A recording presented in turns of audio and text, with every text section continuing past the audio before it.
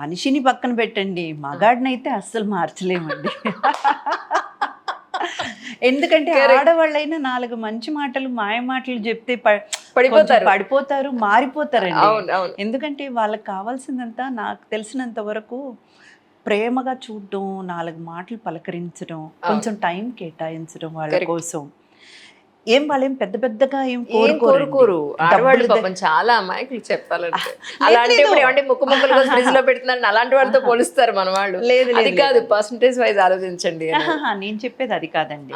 నిజంగా ప్రేమించే అమ్మాయిల గురించి మాట్లాడుతున్నా. True true true, got it. నిజంగా ప్రేమించే అమ్మాయిలు మాత్రం It's a good వాళ్ళు point. కోరుకునేదంతా ఏంటంటే ఏదో కొంచెం టైం కేటాయించు, కొంచెం ఎక్స్ట్రా టైం ఇస్తే ఎక్స్ట్రా హ్యాపీనెస్ అండ్ 4 మంచి మాటలు.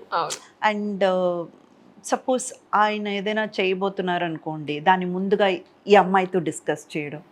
నేను ఇలా అనుకుంటున్నాను, చేద్దాం అనుకుంటున్నాను, అదే నీకు ఒక మాట చెప్దాం అనుకున్నాను అన్నాడు అనుకోండి, ఇంకంతే సరెండర్, అంతే, టోటల్ సరెండర్ అన్నమాట. అంత పిచ్చివాళ్ళు మనం నిజంగా.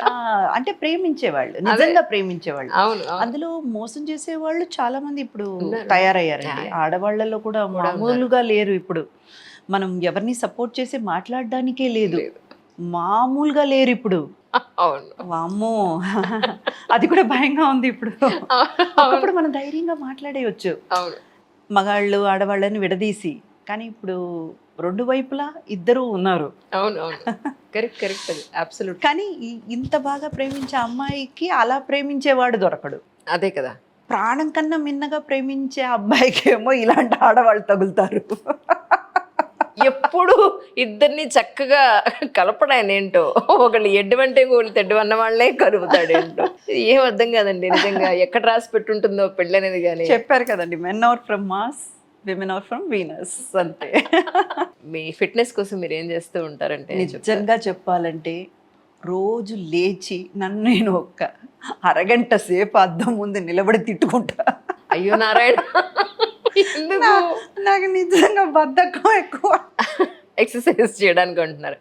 అసలు ఎక్కడ ఉన్నారు అలాగా? More fit now actually. అది బాబా ఆశీర్వాదం అండి. ఇంకా నా చేత చేయాల్సిన చిన్న పనులు ఎంతో ఉన్నాయి, అందుకని ఆయన ఇలా ఉంచారు నన్ను. అంతేనంటారా? No yoga, no walking. Yoga అదేనండి. I was doing, I mean like I do yoga, but I'm not a regular yoga person. Right. That's what I'm saying. I does yoga, treadmill walk కానివ్వండి, లేకపోతే బయట పార్క్లో walking కానివ్వండి, stretches అన్నీ చేస్తా, కానీ రెగ్యులర్గా కాదు. ఇప్పుడు మీకు 3 ఉంటే అప్పుడు. అదొకటి. ఇప్పుడు ఆల్మోస్ట్ ఇక్కడ పెరిమెనోపాజ్ ఆ ఏజ్లో ఉన్నామా ఇప్పుడు మనం. మూడ్ స్వింగ్స్, హాట్ ఫ్లషెస్, మళ్ళీ మనకు వచ్చేటువంటి లోజ్. నిన్ననే ఝాన్సీ గారు పోస్ట్ చేశారు, నేను ఇప్పుడు ఎయిర్పోర్ట్లో ఉన్నాను, ఇంత ఏసీ ఉంది, అయినా కూడా హాట్ చిల్స్ మామూలుగా రావట్లేదు నాకు, దీని గురించి we need to talk more అని చెప్పని. హాట్ ఫ్లషెస్ అయితే నాకు విపరీతంగా వస్తున్నాయండి.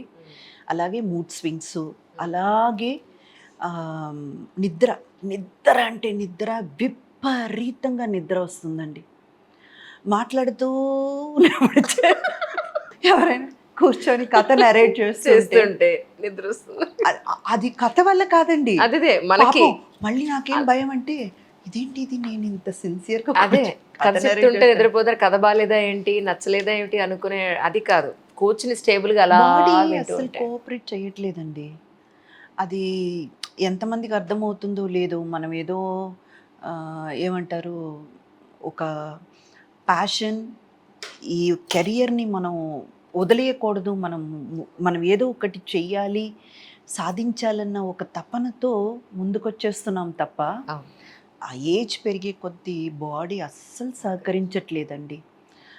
అప్పుడప్పుడు హెడ్ఏక్ వస్తుంది. నిద్ర అండి మెయిన్గా, నాకెందుకో తెలీదు, మార్నింగ్స్లో అసలు లేవలేకపోతున్నాను. మేబీ ఐ థింక్ అంటే బాడీ బాగా ఏళ్ల తరబడి అలసిపోయి mentally physically it needs more rest అని అనిపిస్తుందేమో అని అనుకుంటున్నాను నేనైతే. లేదండి, అలా కూడా కాదండి. ఏళ్ల తరబడి అలసిపోవడం ఏంటండి, మన జీవితం మనమే కదండి లీడ్ చేయాలి.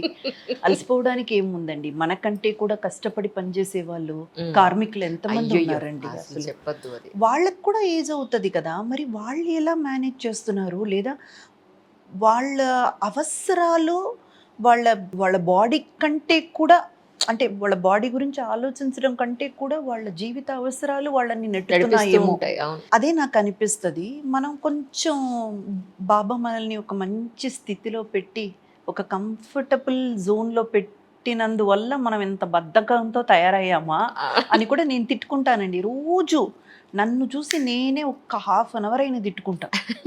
నీకు క్రమశిక్షణ లేదు, నువ్వు లేచి అసలు నడవట్లేదు. సో మిమ్మల్ని మీరు కరెక్ట్ చేసుకునే ప్రయత్నంలో ఉన్నారు యాక్చువల్లీ. ప్రయత్నం మాత్రమే.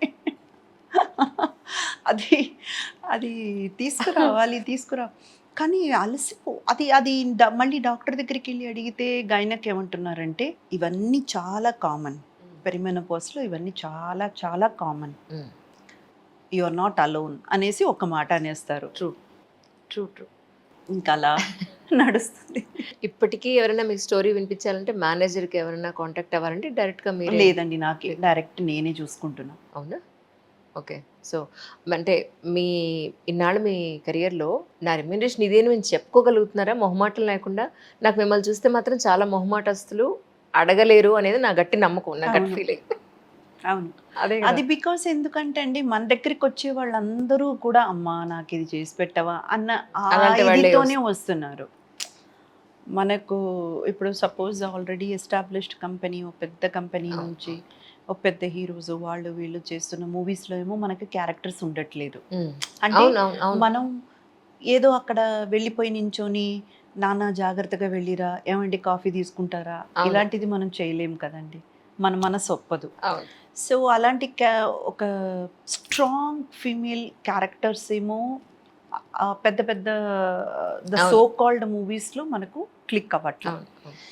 సరే, ఇంకా మనకు మంచి క్యారెక్టర్స్తో మనల్ని అప్రోచ్ అయ్యే వాళ్ళేమో, మేడం మా కోసం చేయండి మేడం, మీరు చేస్తే ఈ క్యారెక్టర్ బాగుంటుంది మేడం, మీరు చేస్తే ఎలా ఉంటుందని ఊహించుకొని నేను రాశాను మేడం, అది మేడం అని చెప్పేసరికి ఇంకా వాళ్ళతో మనం ఏం బేరాలు ఆడతామండి. ఫస్ట్ అండ్ ఫార్మోస్ట్ అసలు మనకు నోరే లేవదు. సరే ఓకే, మీరేమనుకుంటున్నారు ఏంటి అది, అలా అడ్జస్ట్ అయ్యి వెళ్ళిపోవడం.